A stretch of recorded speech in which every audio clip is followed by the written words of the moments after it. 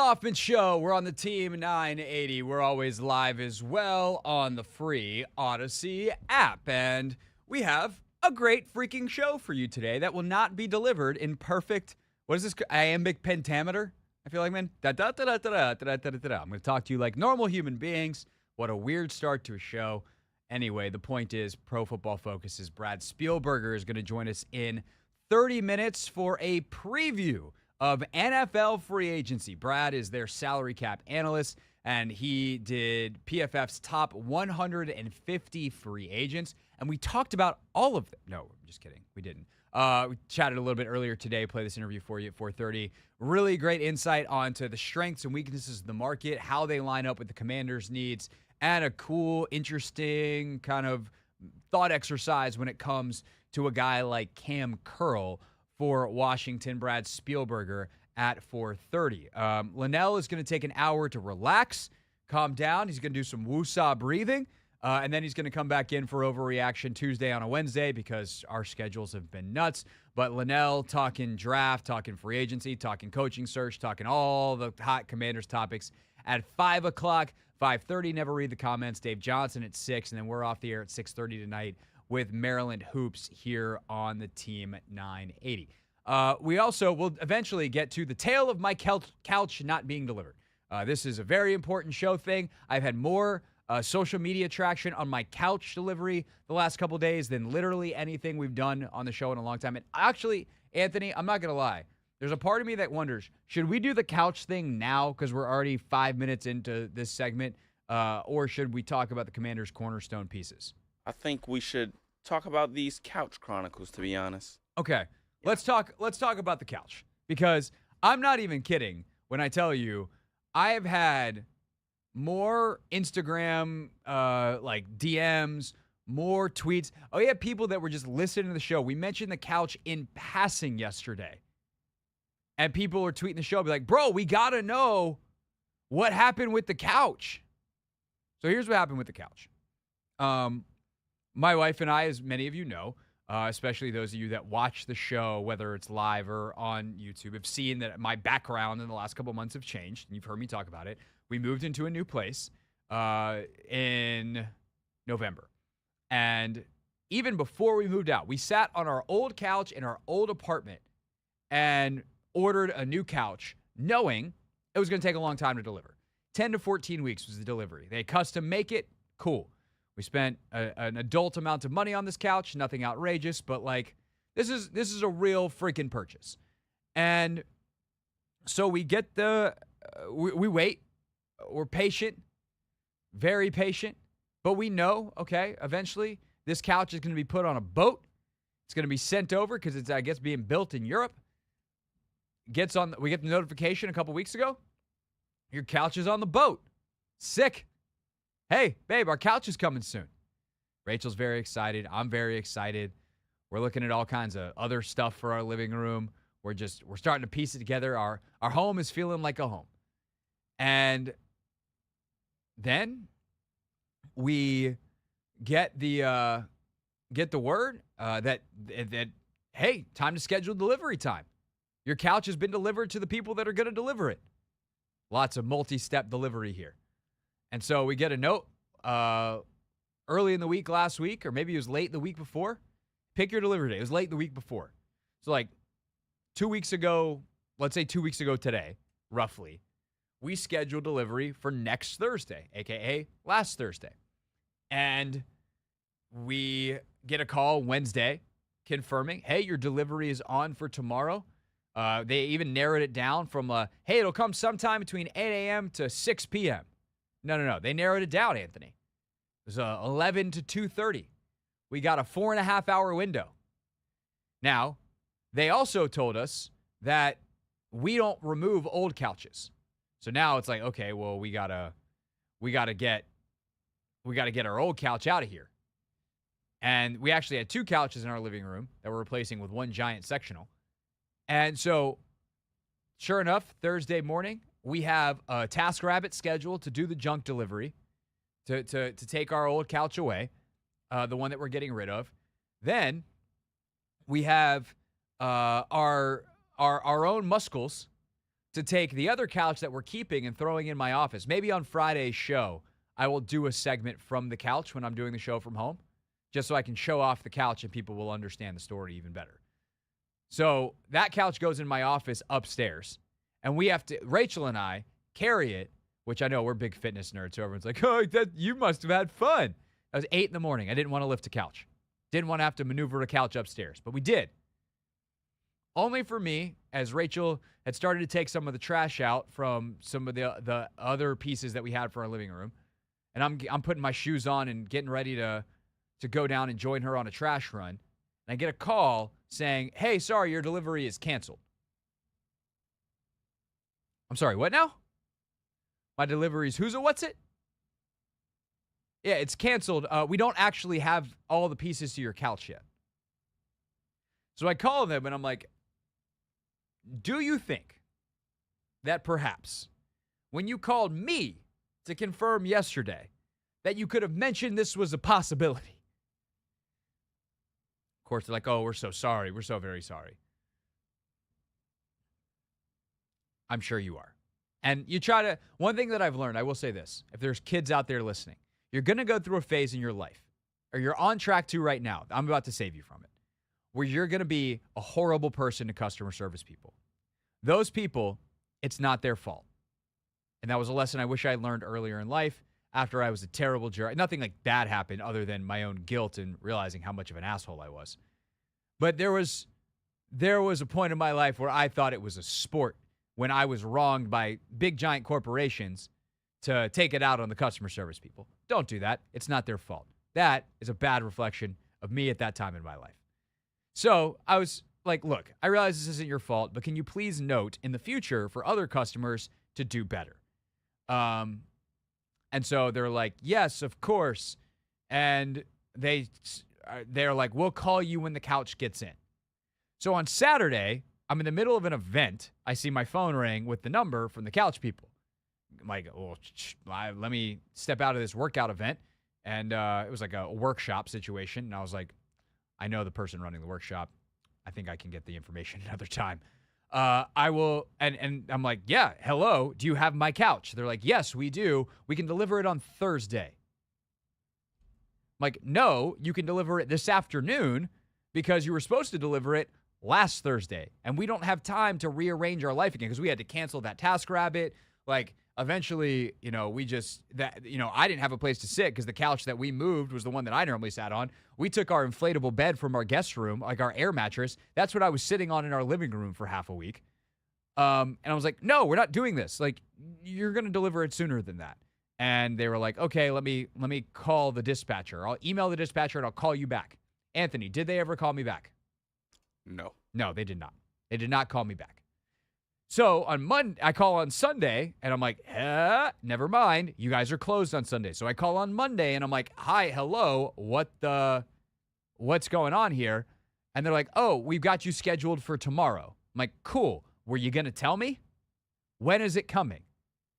We're still narrowing down the 4-hour window. We'll call you. Anthony, did they call me? No, they did not. No, they did not. Luckily, I had added Rachel's contact info at this point because obviously there's 3 hours a day where I'm completely unavailable. I can't answer phones during this radio show. And so Rachel checks the account or gets a text that says the couch will be coming between 10 and 11 a.m. This is Tuesday morning at 8:30 a.m. So luckily, we had already rescheduled the TaskRabbit. That guy was awesome. We moved the couch out. Then what happens, Anthony? But 11 a.m. shows up. Do we have a couch yet? You do not. No, we don't. Somewhere around 11:30, they finally pull up. The couch is beautiful. We're very happy. I cannot not recommend the delivery company that we had no choice in using enough. They were terrible. I will not put their name out there, in part because their name is very similar to another company that I like very much. That does similar type of work. I think the company that I like should sue the company that I don't because I feel like their names are too close apart or too close together. That's not actually how suing people works, but it should be. And that is the saga of our couch. Ultimately, we have a very beautiful couch. I am very happy. My wife is overjoyed. The delivery process was terrible, and it also cost me taping the segment with Lenell yesterday, which is why he's going to join us live at 5 o'clock. Before that, we will discuss the cornerstone players of the Commanders franchise. Hey, Anthony, remind me again how this came up. We've been planning on doing this segment all week. Oh, what was the impetus for this? Cam Curl. Somebody had some number out. Oh, that's right. Brad Spielberger, who's going to join us at 4:30. Yeah. He had a projection for Cam Curl's contract, and I have thoughts on that. And I also have thoughts on how few building pieces are actually in the current Commanders roster and locker room. So we will discuss who are the actual cornerstone pieces of the Commanders, who are the couches in my living room of the Commanders roster. Next on the Hoffman Show.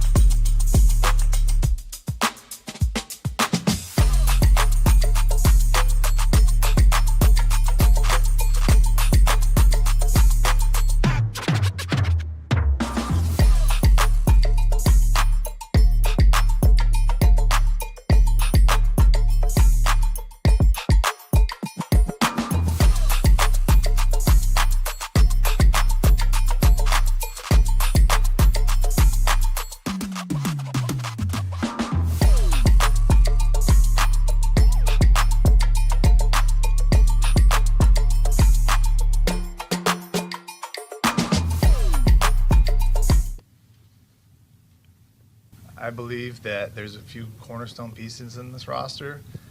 I believe we have a lot of work to do, and that's just evaluating everybody And that's going to start with the coaches. When the coaches come in, we hire a head coach. We sit down together with the personnel department, and we sit down and evaluate everything and figure out where we need to be. So that's an ongoing process. I've started a little bit, but we have a lot of work to do, David.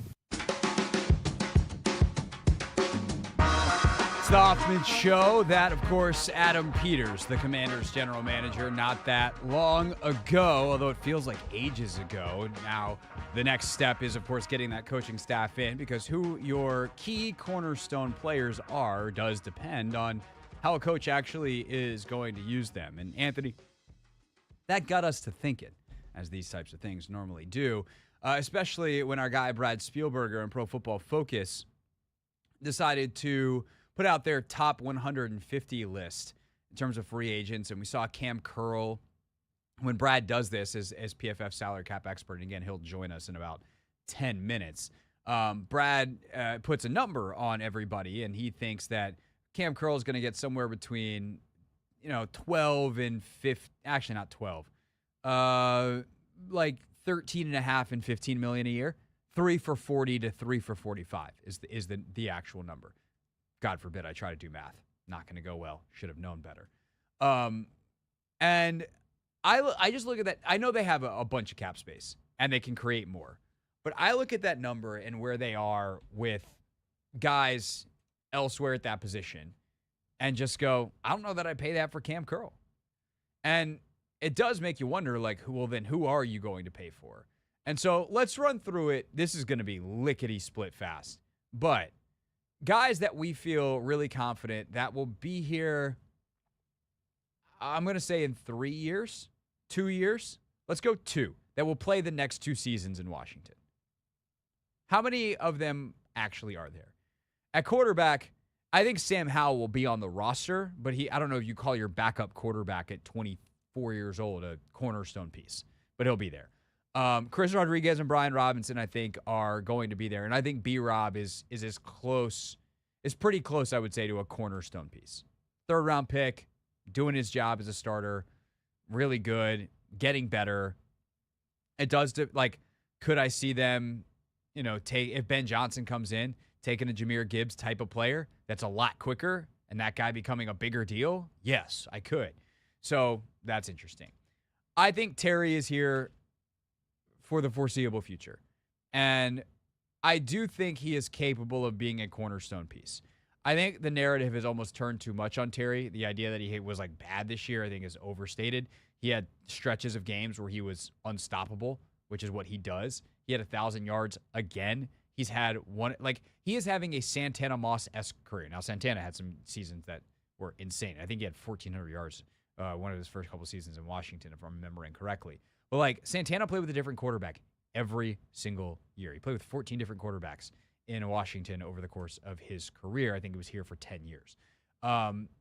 With Terry, you're looking at the same thing. What would happen, God forbid, if he got someone who threw the balls that he was good at, someone who understood how to put him in positions to succeed from a route standpoint, and took advantage of his immense skill set? I think Terry McLaurin can be a building block cornerstone for you. He's also in his late 20s, and we know receivers tend to hit a wall at 30. Jahan, I hope he's a cornerstone, but he'll be here for the next 2 years. Tight end, Squadouche. No guarantees. If Armani Rogers comes back, maybe, but I don't know. He's a second. He's not a 1. Offensive line, Cosme. Got it. Check. I think the hope is that Stromberg is as well. Not a lot there. I think Chris Paul, Sadiq Charles, easily replaceable and upgradable. But Stromberg, 3rd-round pick last year. Don't really understand why he didn't play more. And then Cosme's a stud. That's it on offense, right? So Cornerstone, even Cornerstone, if we're being super liberal with the definition here, Cosme is the most rock solid. McLaurin, Dotson, Robinson. That's it. That's the list. I don't even know if I would go as far as to call Jahan a cornerstone. I think the other 3 are spot on. And when I say corners, the way I envisioned it, guys that we could actually put out there as trade, like for trade value purposes. And I'm not saying I'm out here like looking to trade any of these players, but for the right price, I think Terry, Cosme, and B-Rob will be the only three that will be like of legitimate value. Well, B-Rob, you're not getting anything for because he's a running back. Yeah. And it has nothing to do with B-Rob. It has everything to do with the value of running backs. Why would you trade a running back when you just draft one who's younger and has a longer rookie contract and probably gets similar production, even if Brian Robinson's very good? The problem is a lot of running backs are very good. Terry, you could get something of value for. Jahan, probably not. Like, if you got a third for Jahan, like, that would be something. To get a third? yeah, like I'm not psyched about that. I'd probably rather just keep him and see if I can get better production. Yeah. Cosme, you get something for. Yeah. Cosme, you get real value for, but you don't want to because you want to keep him because he's very good at his job. Yeah, I also think of it this way, like, which players are you because this is the curl question, right? Mm-hmm. Which players are you willing to pay? You're either currently paying them and you're fine with it. Like, I'm fine with paying Terry what he's getting paid. Yep. He's a really good football player. I'm fine with paying Duran. If John bounces back to what he was 2 years ago, and this year was this stupid fluke of an anomaly and a bad defense with terrible edge play, and he was hurt, then I'm fine with paying John Allen. And then it becomes like, which guys would you give a second contract to based off the trajectory that they're on right now? There ain't a lot of those guys. And like Cosme, yeah, I think in a couple years you're willing to pay Sam Cosme. See how much the guard market is. It's always hard to pay a guard, but you know, unless you get like a sheriff situation where Jacksonville like way overpays him, at the very least Sam Cosme's going to get tagged in a couple of years. Yeah. He's going to get a second contract of some kind from the Commanders. Unless he's just a total non-fit with the new system. Terry, you're paying. Jahan's not on track to get a second contract right now. At least a size, like he'll be in the league, but he's not going to get any major money. Yeah. B-Rob, that's tough because he's a running back. So even by that standard, we've knocked off Jahan and we've knocked off B-Rob on the offensive side. It's Cosme and it's Terry. Yeah. And then it's a guy. If a guy like Stromberg develops, could he be on track? Yeah. But there's literally no one else that I can think of. Are you paying Cam Curl though? So let's get to defense. Oh. D-line, I'm fine with paying the two dudes that they're paid. Again, John last year, not psyched about the return on my investment, but I realize there's a lot of circumstances there with the foot injury and the knee and all the stuff he was dealing with. Fine. Duran, not as good as he was 2 years ago, but still very good. Fine. KJ Henry, like, is a rotational piece. That doesn't really count. None of the linebackers. Again, I like Jamin. Like, I like Jamin Davis as a football player. I'm not running to give him a bunch of money right now. The only other guy I can think of is Quan. Like, and because Quan is one of my guys, I'm not in a rush to pay Cam Curl.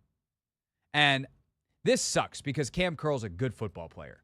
But as we're about to talk about with Spielberger, like, the number of high quality safeties is pretty high around the league. Yep. So if you can get a high quality safety at half the price, why would you pay Curl? And especially, like, he's not obviously like Earl Thomas, Ed Reed level in any way, but especially not the ball hawk game changer type. He's not an elite communicator. He did not do a good job of making his teammates better this year. Cam Curl is excellent at doing what you ask him to do. I don't know that he elevates a defense and makes everyone around him better. And if you're going to pay a guy, part of what you're paying him for is so that you can pay other guys less and get good production. You need that rub-off effect. I don't know that Cam Curl has proven that in his time here. Again, Cam's an excellent football player. He deserves to get paid somewhere. With where this team is right now, I don't know that he's the right guy to bring Forbes and Martin and the young guys that just because of their contracts will be here along. I'd probably just rock with Quan, Forrest, Butler is a rotational piece. If I can find a safety that is either worth paying because he has the communication and the ball skills, or another, like, I would definitely bring in a veteran safety, but instead of 3 for 45. Let's bring one in 2 for 12 and get a really good player.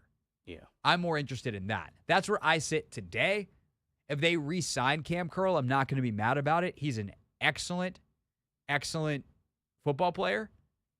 But to me, best practice, optimization, I don't think I'm signing Cam Curl. I mean, I agree, and the money that him and I think his camp was looking for prior to the season or like going into the season was top of the market money, and I just that's a no go. Yeah, that ain't happening. So, and I do think like this is something else that we're going to talk about with Spielberger. You drafted Quan in case you lost Cam. Yep. You can't keep paying guys that you draft the replacements for. Eventually, you got to do what Philly does. You got to do what San Francisco does. You got to let these guys go. It's hard. Doesn't mean they're bad football players. It's not necessarily personal. It is professional, and it is unique to them. But at the end of the day, like, eventually you got to say, we can't keep doing this the way we're doing it. It's a bad way to build a roster, and I think Cam might be the first guy who winds up leaving on those grounds. All right, speaking of, Brad Spielberger, Pro Football Focus, their salary cap analyst in 3 minutes here on the Team 980.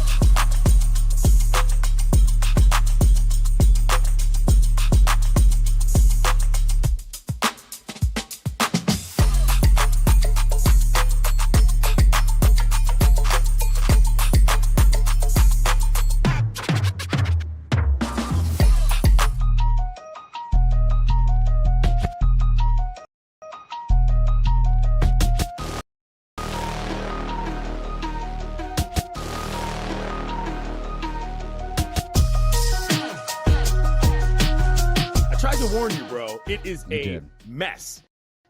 Every day of the week and twice on Sunday. Not We moved hotels the next night. I still am waiting on my for that. But yeah, we moved hotels the second night. Wow. It was fun. You say they rely on them. We went to brunch with my buddy the next day, who was a Nashville native and has lived in Nashville long enough that he remembers when it was more than a bachelor at Capital of the World. And he's like, yeah, we're pretty much on the woo. Yeah, that's precisely what's going on. The downtown businesses cater to that. If you try to get it shut down, you're probably the one getting thrown out. It is what it is right now. It's weird, but Nashville, baby. What are you gonna do? Yeah. So I will add one more small part to this story, and this is the part, frankly, that I've been waiting to tell you all week. That was kind of part one. We got quality Yates reaction. Part two, as we leave the hotel the next morning to go to breakfast. Remember, the wall's very thin. So it's going.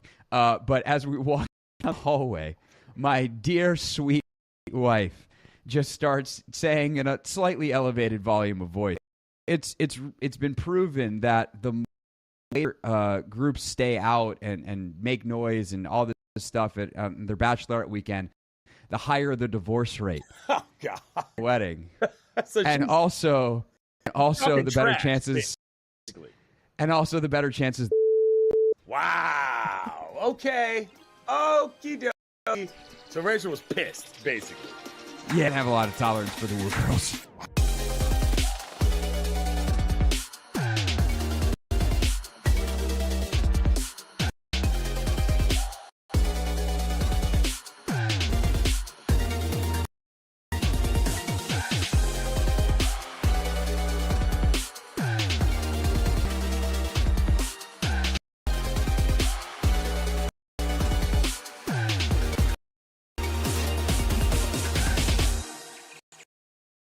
Like, feel free to, like your friends' photos, do whatever. Like, whatever you do for your own well-being.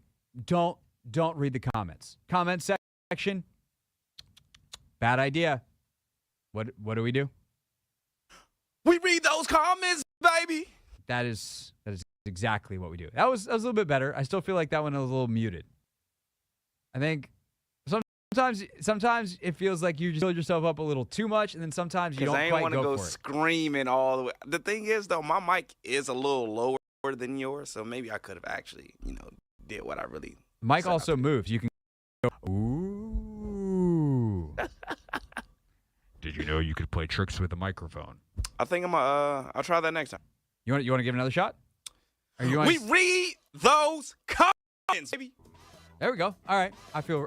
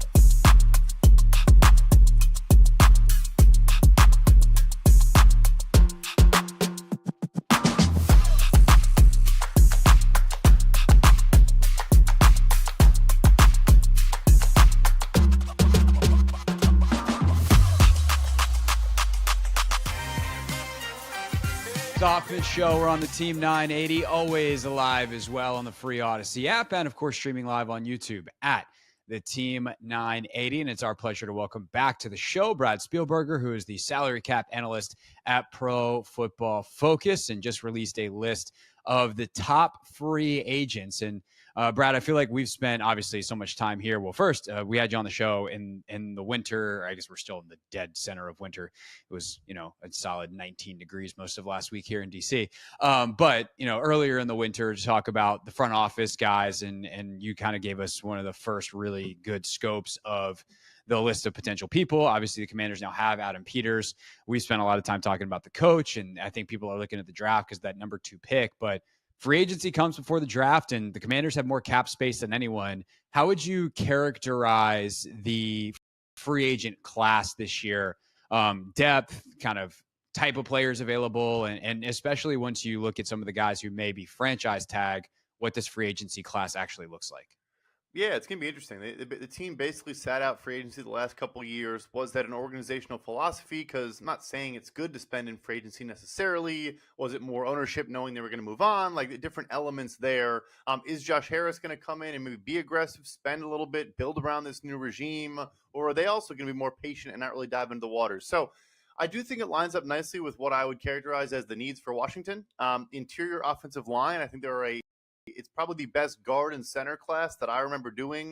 This is my 4th year doing it for PFF, but, I've been doing this for about 7-8 years now. I'm just kind of looking at the list and kind of, weighing, like you said, depth versus top end strength, all those different things. So interior offensive line, I think, is great. Linebacker play is pretty deep as well, which is certainly an area where Washington could address. There's different styles of linebackers, coverage guys, early down thumpers, like whatever you're looking for in that regard as well. So I would say those are the strengths of this class. And then I think there are, at the top, some really good interior defensive linemen. Not really a need for Washington per se. Maybe they do trade, move on from a John Allen or something like that. And maybe they do need to go that direction. But anyway, that's how I would characterize it. Otherwise, it's, your typical wide receiver 3s and number 2 corners, maybe number 3 corners, or, there's always a million safeties and maybe, Cam Curl stays, maybe Cam Curl goes, they get cheaper. So, yeah, that was a bit of a ramble, but yeah, it's a solid class. Yeah, that's a good generalization. That's what we're looking for. So let's go into some of the specifics.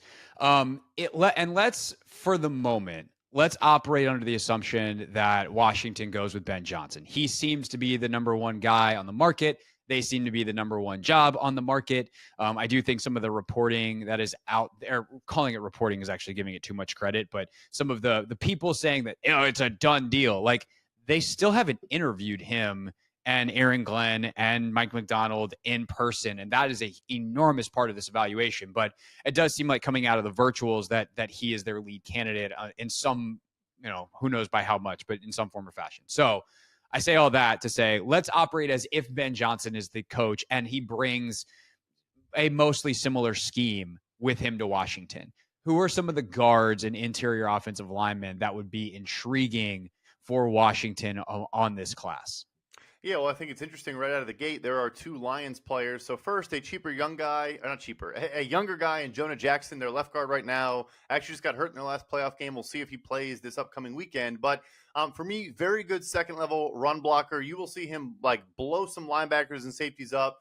With some fun reps. I think he can get better as a pass protector, but a good athlete, former 3rd-round pick out of Ohio State that I think just needs to continue to settle in his pass sets. He keeps his feet too close together. I guess I won't go into full breakdowns of these guys, but Jonah Jackson is one, and then Graham Glasgow is kind of the journeyman veteran now, was a Lion, went to Denver, is back in Detroit, can play center, can play guard. So both of those guys, I would imagine, just because of their connection with Ben Johnson, would make a lot of sense. So yeah, I think you are looking, though, for bigger guys that can fit in a potential gap scheme, inside zone scheme.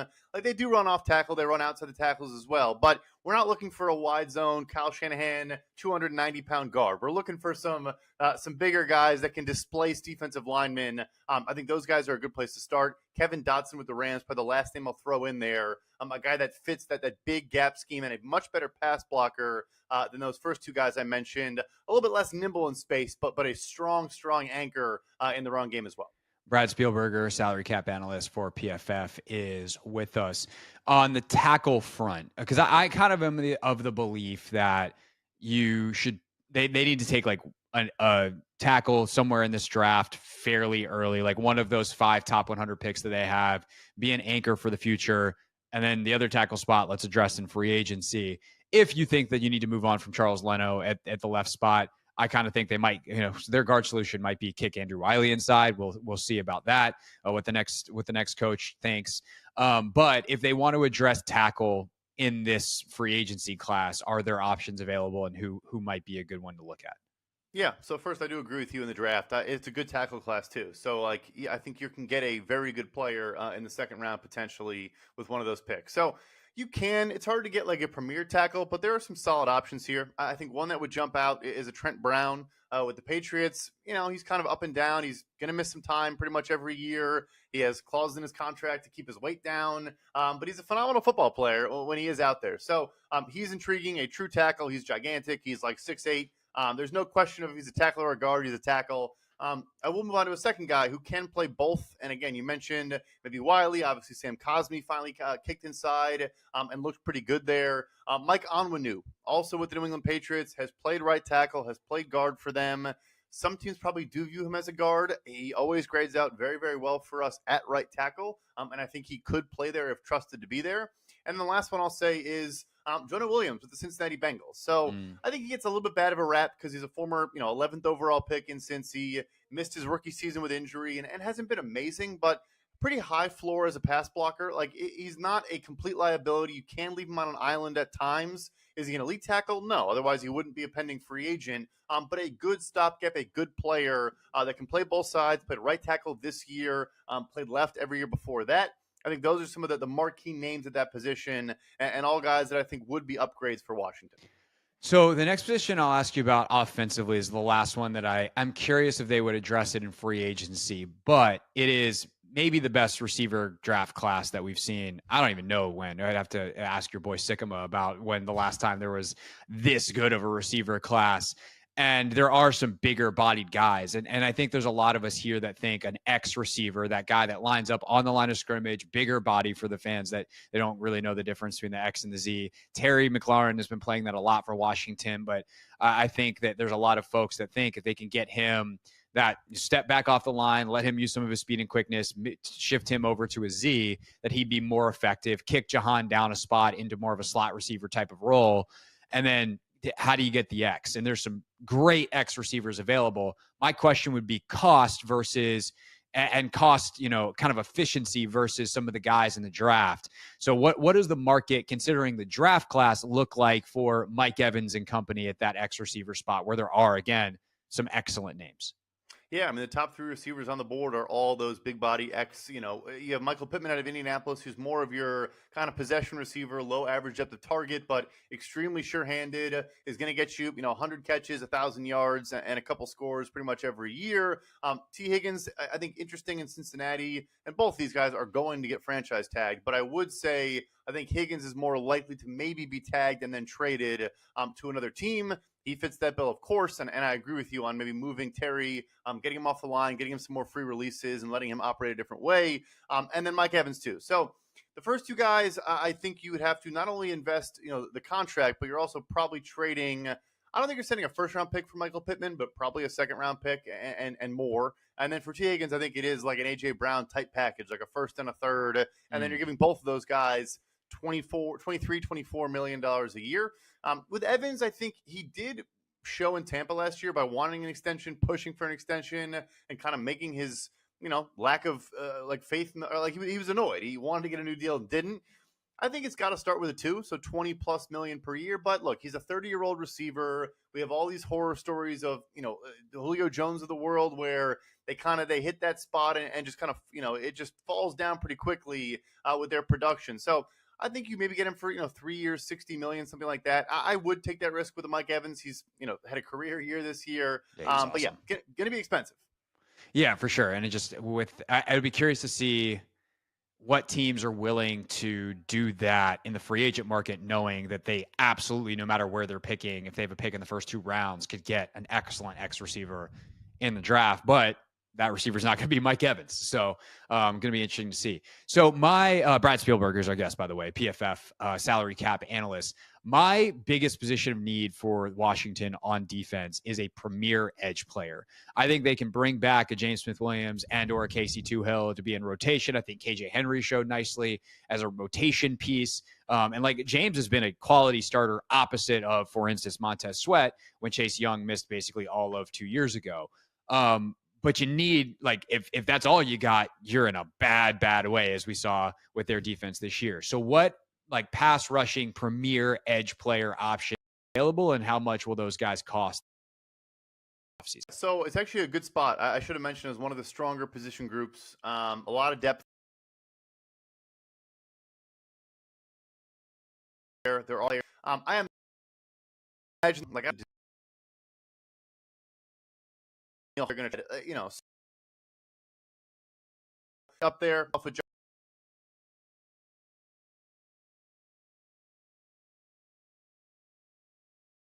on a chance they let him go on a type player at this point. Carolina stuck down there.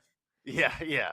So where the list starts for me, as I think the one that is very fascinating to me would be Jonathan Greenard, who's in Houston this year, had a breakout this season.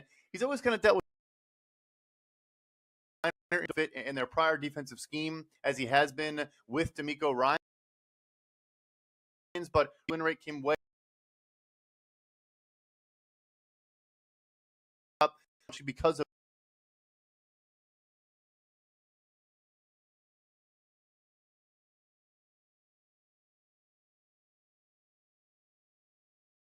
good under run defending error and lose the downplay his value. All those defenders, that does matter, right? Your has side. If you want, Bryce has pass rush win rate in the NFL.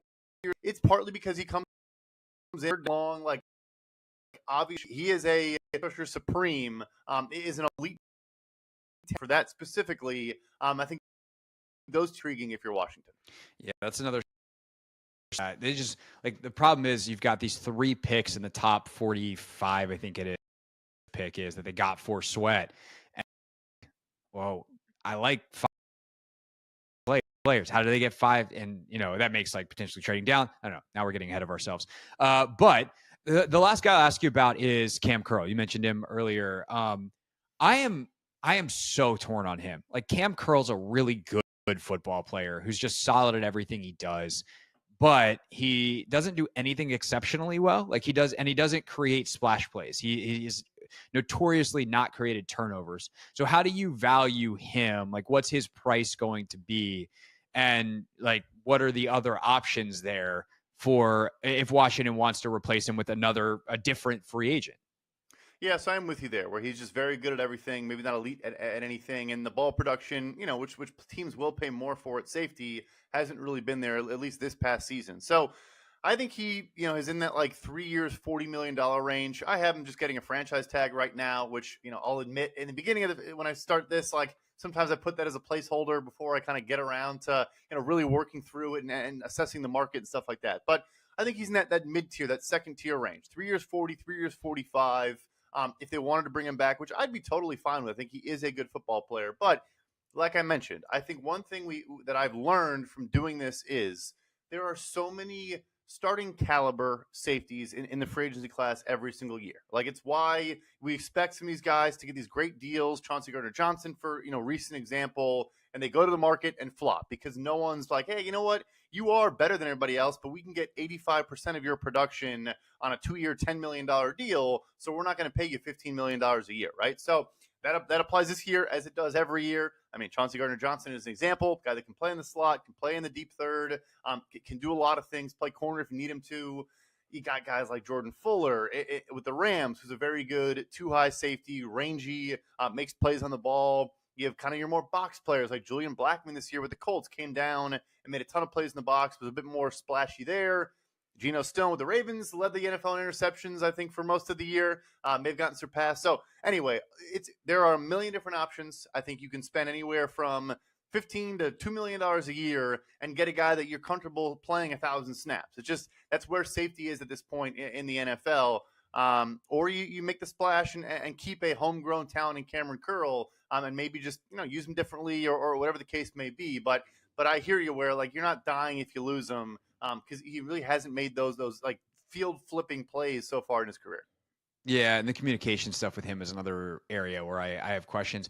I'll ask you kind of a last question B, if you will, follow up, because I told you the last one would be the last one. But my part of why I struggle with Curl is I think Quan Martin developed in the last half of the season, and it looks really good. And I think one of the things that Washington has done a terrible job of the last 4 years is they plan to replace a guy, and then they don't. They just keep the guy. And whether that's drafting Fedarian Mathis and then re-signing Daron Payne, they draft a Quan Martin just in case Cam Curl leaves. And now all of a sudden it's like, well, do you keep wind up with a bunch of duplicity in the roster versus and holes elsewhere because you didn't use the pick where you needed it. You used the pick where you thought you were going to need it. And then turns out you just kept the guy. Jahan Dotson and Terry McLaurin, same thing. So my question to you, Brad, as someone who has a better scope on the entire league is like, what is a good process in preparing when you're going to lose free agency and kind of when to make the tough decision to just let a guy walk versus, hey, let's tag him, let's wait an extra year. Like what teams are doing that well and what does their process look like? Yeah, so I do think at the outset, the approach of drafting at that position is fine, right? Like drafting for need, sometimes you fall into a trap because it's the NFL, guys can get hurt, guys can leave, anything can happen. And all of a sudden, a position of strength becomes a need. But like you said, when you do it, especially when you're using top-end draft capital, you have to actually let that guy go then, save the money, replace him with a cheap young player. And yeah, there might be some growing pains. Yeah, he might not be as good as the guy you're letting go. Like you have to understand that and appreciate that. Obviously, like Mathis, for example, injury issues, stuff like that. But yeah, you do see teams make those draft picks, but the really good ones make those tough decisions, let these guys walk. I mean, you look at the list of compensatory picks every year. The Eagles, Niners, Ravens, they're getting 4 comp picks every single year. And you're like, wow, like why would the Eagles let Javon Hargrave go? Well, they have Jalen Carter coming in. He's a defensive rookie of the year candidate. Like it's not always that clean and that simple. But yeah, you got to sometimes not pay those guys and let them get paid elsewhere. Get the extra draft capital and just keep churning. So they get the first part down, but you got to make those tough decisions as well. Yeah. When, of course, now the guy making those decisions to bring us full circle is a guy that's done it in San Francisco and Adam Peters. Brad Spielberger, the top 150 free agents ranked in order. Indisputable. This is it. This is the order. There's no wiggle room. Not even first. No, I'm not even going to do that to you, Brad. You can read their top 150 lists at pff.com. Brad Spielberger is, of course, their salary cap analyst. Brad, thank you, sir, for your time as always. And I'm sure as more lists and more signings and more things happen during the offseason, we'll be talking again. Sounds great. Thanks for having me. Hey, this is DA, and you're listening to The Hoffman Show on the Team 980 and the Odyssey app.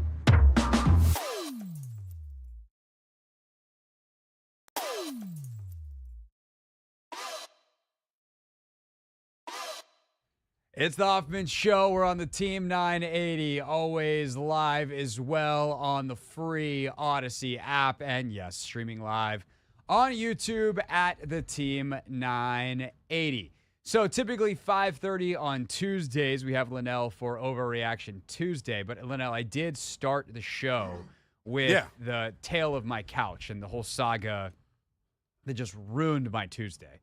In terms of the scheduling and all of the things. Yes. So I appreciate you staying after screaming at Chris Russell for 3 hours. I would have loved to chime in on your couch conversation. My pockets are a little bit lighter, Craig Hoffman, because I wrote down some money from you that I didn't receive because you went somewhere else. Well, you weren't available when we initially. It's so okay. Lenell I'm just also busting does your chops. has a side gig doing some junk removal, and I did reach out to in fairness, I reached out to you first. Yeah, and that's why I'm like, you know what? You all right with me. As long as you reached out first. Unfortunately, your partner who had the actual access to the truck was on a cruise. On a cruise. He's back. He returned Sunday. Okay.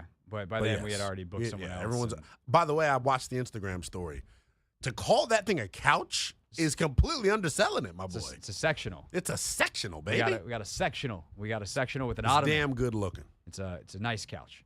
Very, very adult purchase. It costs the amount. I was about to say, that makes it an adult purchase. That's the kind of thing that's like we're going to have. I mean, it wasn't outrageous. We didn't spend $15,000 on a couch. You can do that kind of thing. You know, there's some couches that you look at and you're like, oh, cool, this is beautiful. Never mind. When you go furniture shopping is the worst. It's so funny, too. Like, I've had so many people, like friends, some people that like I haven't talked to in 5 years be like, oh, my God, this couch is beautiful. Where did you get it? I've been looking for 3 years. You got lucky then. We did. We caught it on sale. I give Rachel all the credit for getting the couch, by the way. That's always the correct statement of the house. Not always. It's not like I carry my weight. But in this particular case, she definitely Shout out to Rachel did for a the good cool job. couch. Indeed. Okay. You said something to me in the break that I think is a classic Lenell overreaction. It's not hit me with it. I just think hit the audience. So if you tuned into the Chris Russell show earlier for Win Back Wednesdays, you heard me say this. I think, first of all, Ben Johnson, I want to preface my statement by saying he is a more than qualified candidate. But in this hiring cycle in particular, I think the guys he's competing against for these jobs are so damn qualified. This may be the best head coach candidate pool that we've had in some time. I don't disagree with that. We got a couple of really good retreads in Raheem Morris and Dan Quinn, who people are going to turn their nose at. Mike Vrabel is available, and guys like him just don't become available. It's a really good candidate field. Yep. I'm not even – first of all, if I had to do a top 10 list, Ben Johnson would 100% be on my top 10 candidates list. I do see the good that he's done in Detroit. I just feel like maybe he's not even the best head coach candidate on his own staff, which is why Washington is adamant on interviewing Ben Johnson and Aaron Glenn, the defensive coordinator for the Lions. I look at the job Aaron Glenn has done, and I understand you can't really control your talent. They don't have a lot of talent defensively in Detroit. I wouldn't say that. Aiden Hutchinson's a stud. Aiden Hutchinson's a damn good player. Brian Branch is a Branch stud. is a damn good player. C.J. Gardner-Johnson's been really good for player. them. He's been out most of the year, though. Their corners have the quarterback situation is tough. Cameron Sutton ain't good. Like, come on. Like, he's done a good job with them. He has, but I think Aaron Glenn's getting the most out of a bunch of guys that aren't household Jack Campbell names. was also a really nice pick for them. He was. Credit to Brad Holmes. I know Aaron Glenn's probably like, wow, I'm happy they're finally drafting guys on my side of the football. That's my one thing I would say about Ben Johnson versus Aaron Glenn and why I think his job has been a little bit more impressive to me. They don't, despite what Craig says, and we can disagree, I just don't think they have invested the resources defensively that they have on offense. Okay, so let's break that down on like a factual basis because what resources have been invested offensively? And that is not me saying they haven't, just to be clear. I don't want it to come off in the way I'm asking the question. What have they invested offensively?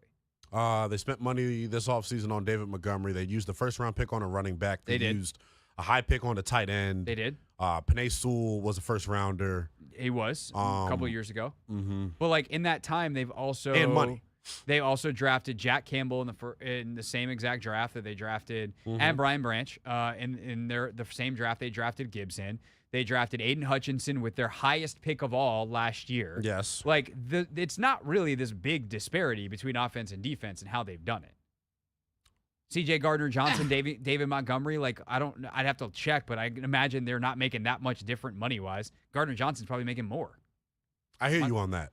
When you look at And then, like, and a lot of the guy that also gets twisted in this is like, well, he has Amon-Ra St. Brown. He was a 4th-round pick that Johnson has turned into an all-pro or helped turn into an all-pro. Shout out to our guy, Antoine Randall. I'm about to say, can we give Of course Antoine I can give Randall some credit? Some credit. But no, I hear what you're saying. I understand there's pushback to what I said, but just from my optics at least, that's the way it feels. Now, if you go back and look at break it with down. The actual information? Not with the actual information, but like look at it for what it is. Aiden Hutchinson is your big argument. For sure. But like it's a pretty significant argument. It is. It's the most they nailed. Who has more talent on which side of the ball though? Like when you look at it from that standpoint, like who's got the more talented players, their offense or their defense? I think it's pretty even. They're a really good football team.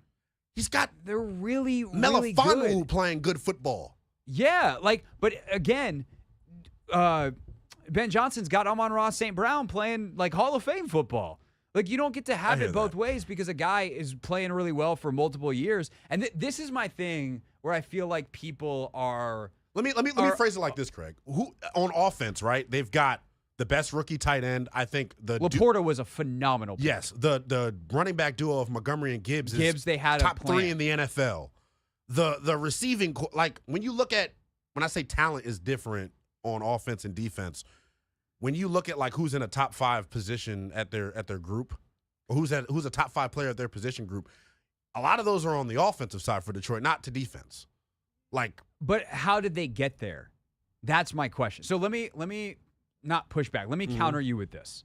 Right? Have you seen the viral Rams video about Puka Nakua's draft day? No. You haven't seen this? No, which I see everything, but I haven't seen this. I will try to recap it in 15 seconds. Basically, they're getting towards the 5th round, and Nakua's on the board, and Les Snead and Sean McVay are having a conversation, and Les is like, so you really like this kid, huh? And Sean's like, yes. And he's like, you have a plan for him. And Sean just starts going, he's like, we'll do this, we'll do this, we'll do this. He can block his face off. I love him, this. And Les is like, well, we only... his time wasn't very good, but his GPS data, if we ranked him on that, he'd be a top 10 guy in the class in terms of speed. Let's do it. And the reason they ultimately let's do it is because Sean had such a distinct plan for Nakua. And if you watch Nakua on the Rams this year, you see Sean knows exactly what to do with that guy. That is what Ben Johnson does. I think Aaron Glenn's doing that on defense. Jahmyr Gibbs isn't a good use of a first-round pick in 20-plus teams in the National Football League. Right. He is an incredible pick for the Detroit Lions because Ben Johnson knows exactly what to do with him. Amon-Ra St. Brown is a all-pro 1,500-yard receiver because Ben Johnson knows exactly what to do with him. There has been some revisionist history on Jared Goff that is driving me insane. His last 2 years in L.A. were not good. His first year in Detroit under Anthony Lynn as the OC was also not good. His last 2 years under Ben Johnson, phenomenal. Like, we can't just say, the talent, because it's the top 5 guy at a position, when the reason that guy's top 5 at a position is because he's being put in an excellent position, strengths accentuated, weaknesses hidden, all that kind of stuff, complementary parts by a guy that has a plan. And that guy is, to an extent, Dan Campbell, is to an extent Brad Holmes, being able to find the talent. But if you listen to a guy like Adam Peters, he will tell you, if the coach doesn't have that plan, I can't go. If the coach doesn't give me the recipe, I can't buy the groceries. Ben Johnson has a recipe. He's good at identifying what he needs. And I think people are pushing back on that and are bored of it because he's been consistently excellent for 2 years, and it's not new and sexy like Bobby Slowick is with C.J. Stroud after 1 year, like Canellis is now because he's someone who's a little bit new. How is that? But I don't know. I just feel like the Ben Johnson thing qualified. I don't know. And we had this conversation before about not dinging a guy because of the talent that he gets to work with. It's up Yes, to him. the goal is ultimately, of course, to get talent and have you someone got to work very well with it. maximize that talent. And No I one think doubts that Kyle Shanahan's great. No Right. one also doubts that Kyle Shanahan has talent. That's why he's in his third straight NFC Championship Ben Johnson game. has done a good job maximizing the talent, but you can make the exact same argument for Aaron Glenn on defense. You don't draft Brian Branch without having a plan for him. He was the ultimate 100%. hybrid tweener in this draft, and that's why he ultimately fell. Clearly, he was one of the top 10 defensive players in the class. Easily. But you had to have a plan for him, like you're alluding to. I even look at the 3 safety look that Detroit is now starting to go with, which is why they brought in Chauncey Gardner-Johnson. You had to have a plan for him. Damn good player, but the plan implemented by Aaron Glenn matters. I would say this too, and I know some people are going to be like, well, who cares about the NFLPA surveys? I do, when it helps my argument. I mean, we can be honest and transparent here. No, He it's was relevant. number How one players up- feel matters. He was number one in terms of the offensive defensive coordinator rankings. They let the players choose a top 5 list. His name was number one. Ben Johnson didn't make the top 5 of the offensive candidate list. So I do, since we're gonna go on Lenell's argument, I do find it hilarious that you're making that argument as the same guy who spent weeks defending Eric Bieniemy, who players want to just absolutely decapitate. I think lazy players want to decapitate I Eric think Bieniemy. it's more than that. I think lazy. I think we can go way back and forth about we're that. Not, 'cause we're not I think going this down would be that the rabbit hole headline. again. How is Eric not as qualified as Ben is? Oh, I mean, I've done that a million times, and the reason is because if you look at the data, it's not even close. But let's stick on Aaron Glenn.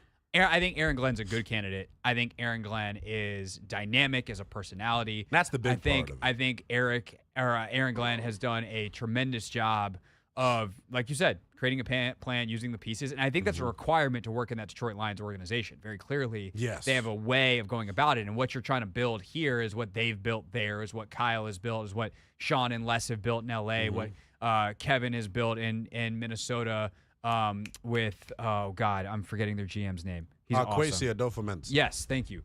So like those kind of pairings are what you want.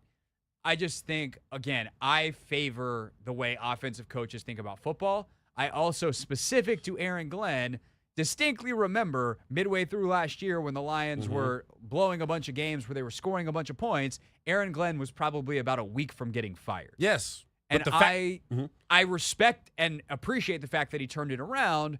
I'd also rather have the guy that's just been consistently excellent. And I also think from a qualification standpoint, like, positions that I like as a head coach, and this is not exclusive, it's not a requirement, but it is a positive. Like, these are more positives on Ben Johnson's resume to me. And by the way, Slowick has a lot of them as well. Have you coached quarterbacks? Have you coached tight ends? Johnson's done both. Because that means you have a fundamental understanding of the pass game and the run game. And the most important position in sports, in quarterback, and how that position affects all of the others, because the tight end is part O-lineman, part skill player. And so because Johnson has those qualifications, much like Dan Campbell did, by the way, Campbell more of a tight ends guy, obviously, than a quarterbacks guy, but that speaks to me a lot. It's why, like, Raheem Morris is so interesting to me. He's coached because on both sides he's of the coached ball. on both sides of the ball. He's had to deal with the run game. He's had to deal with the pass game. Like, those are the guys I want as my head coach that have this universal understanding of football based off their experiences. You can learn that stuff. So, right? Aaron Glenn, I'm sure, knows plenty about the run game as a defensive coordinator, even though he was a cornerback and a defensive backs coach by trade. I'm not diminishing that fact.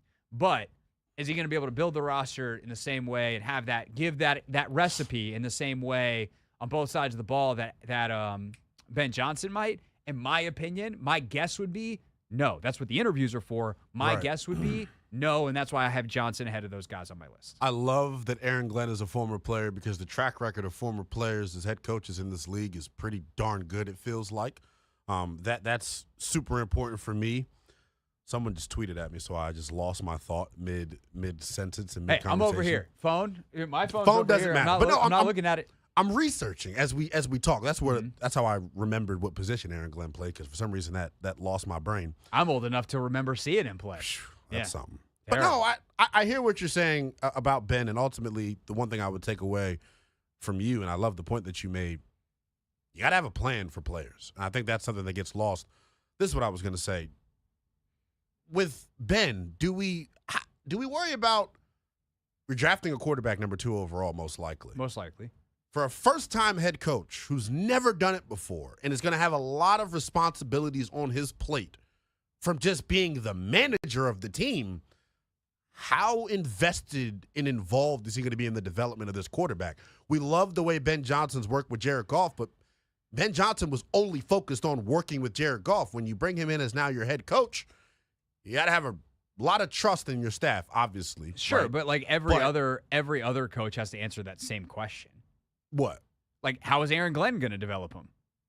Aaron Glenn's job isn't to develop the quarterback. That's what his He's the head offensive coach. staff. It's certainly okay. So his what's his offensive plan? staff would What's be his more- plan? Who's his OC?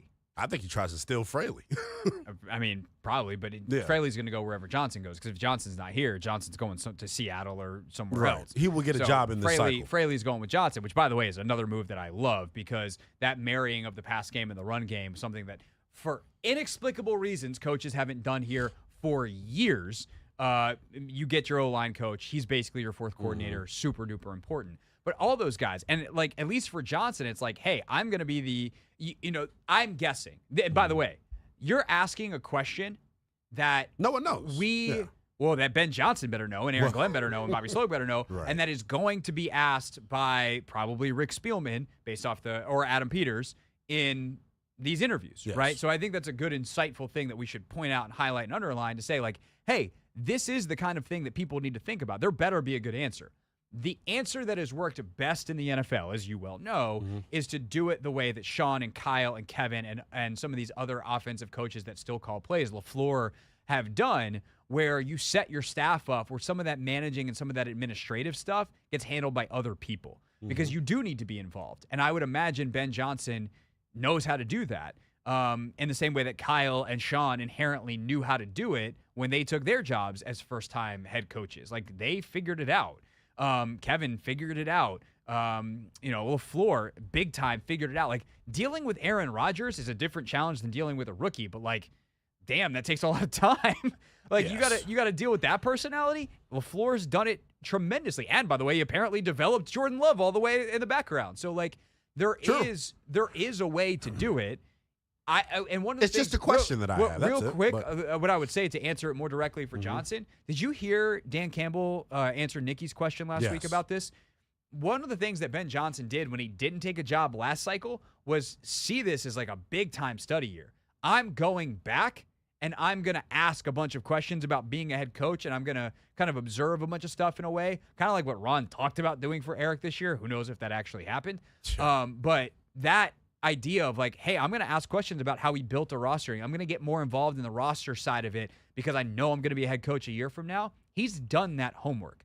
I don't think when Bobby Slowick took the job in Houston, he was thinking about that stuff. So that extra year can be super beneficial and super helpful and probably encapsulates the answer to your question. Thank you for answering my question. But look, at the end of the day, whoever they hire, I'm on board for, because my team that I love, that I get emotional about, has been run like a damn third world country since I was born in terms of the traditional power structures that good teams have. Especially with the corruption. Very Exactly. third world country. Come on. So I'm just okay with whatever they do. I think it makes for good radio to debate the topics. We got corruption in first world countries too. And second. Really, corruption's kind of a global thing. Yeah. Anyway, the point is, I agree with you on that largest point that this is like there are I make no bones about it. I think Johnson's the best candidate. I want Johnson. However, if Raheem Morris gets the job, I can explain to you a million reasons why that's a phenomenal hire. Aaron Glenn, I can say like, yeah, I have my questions. They're just different questions, but It speaks dude to can how coach. good the pool is, man. Dan Quinn, Yeah. like I hope Dan Quinn gets another job, and I think he'll do very well. Listening to Logan talk about him and some of the questions he was asking himself after things went south in Atlanta, like that's a dude that's done the proper introspection Right. that didn't think he got a raw deal and got screwed and just has to do the same thing again. Yeah. Like Dan Quinn's going to be a good head coach. Raheem, I think I said, like big Raheem Morris fan. So there's a lot of, I mean, Slowick I think is fascinating. People talk about Slowick the way we used to talk about McVay. Like I do think that it might be a year early to ideal, but it still is probably a good idea for someone to hire him. He's showing you something. Canellis, I think, is a very intriguing candidate. I mean, this dude turned Geno Smith around and then went turning Baker Mayfield around. Like, Back-to-back years. clearly worth it. I mean, Evero in Carolina, young defensive coordinator. Yep. We haven't even talked about the Baltimore guys. Baby Belichick. I think Weaver and McDonald are both tremendous coaches. Yes. Especially when Weaver's the slept on one to me because a lot of Baltimore's defensive linemen are homegrown, drafted guys that I believe with Jabbo, he wasn't healthy at first. Oweh, what he's done with him. Like, they also got Chuck Smith down there, the pass rushing savant, helping that part of it. But to your point, like, Baltimore's got two very good candidates. And I love Mike McDonald. He's number one on my list, by the way. I would want Mike McDonald. My only concern, as long as he doesn't hire Greg Roman.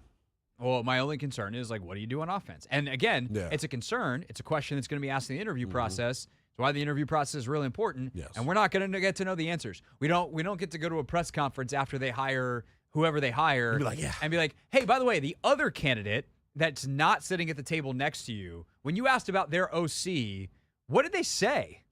Like, that's not. I wish, right? That's not how that worked. That'd be really cool. We need hiring cycle hard knocks. NFL, listen to that. Might be a cash cow for you. Yeah, I would love it. You want to know how that would be received within league circles? Not well. Yeah, I know. Not well. They probably don't even like real hard knocks. No, a lot of them don't. Although I will say, you want to know who embraced Hard Knocks? Who? Dan Campbell and the Lions. It honestly, yes, it started all of this hype and hoopla about them. And it's not just hype. And I love that McDaniels did it this year with Miami. I think he embraced it as well. He's like, you want to know what? Like, go ahead. I want people to see who we are. And obviously, like, you know, they started slow last year, but it wasn't because of Hard Knocks. It was because they were figuring, you know, Glenn was figuring out the defense, and to his credit, he eventually figured it out. And McDaniel, like, they had a bunch of dudes go down to injuries. Like, what do you want in Miami? But, like, it's like, hey, we do things a way that we're proud of. Bring the cameras in. And they were I authentic. I loved it. I appreciate that a lot. That's actually something that's on my to-do list. I think I might go back and rewatch the Detroit Hard Knocks. I don't think Johnson's very heavily featured in it, but it's worth a watch. I do wonder what I can pick up. I mean, it was so good the first time around. I'm not going to be mad about rewatching it.